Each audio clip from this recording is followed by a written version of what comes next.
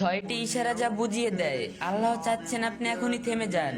যদি নিচের কোনো লক্ষণ তোমার জীবনে থাকে তাহলে তা হতে পারে আল্লাহর পক্ষ থেকে সেই পরিস্থিতি থেকে সরে যাওয়ার ইশারা। সবাই ফুল ভিডিওটা মনোযোগ দিয়ে শুনবেন এবং সাহাবের নিয়তে ভিডিওটা শেয়ার করে অন্যদেরকেও জানার সুযোগ করে দিবেন।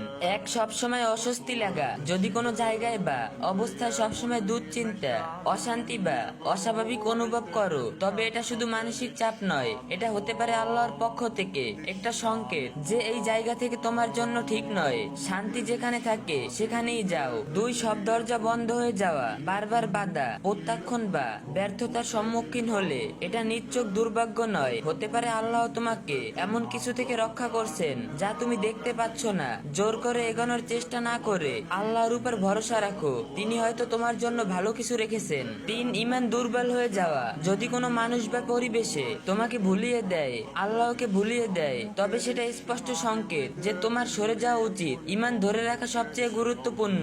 চার, সারাক্ষণ ক্লান্তিও আটকে থাকার অনুভূতি। সবসময় ক্লান্ত, অবসাদগ্রস্ত বা আটকে থাকা অনুভব করো, এটি আল্লাহর পক্ষ থেকে ইঙ্গিত হতে পারে যে কিছু একটা বদলানোর দরকার। আল্লাহ চান তুমি এগিয়ে যাও, না যে ভেঙে পড়ো না। পাঁচ, একই রকম খারাপ ঘটনা বারবার ঘটছে, একই ভুল বা কষ্ট বারবার ঘুরে ফিরে আসছে, এটা কাকতালীয় নয়, আল্লাহ তোমাকে বুঝাতে চাইছেন তুমি সেই অবস্থা পরিবর্তন করো, সেই লক্ষণগুলো উপেক্ষা করো না।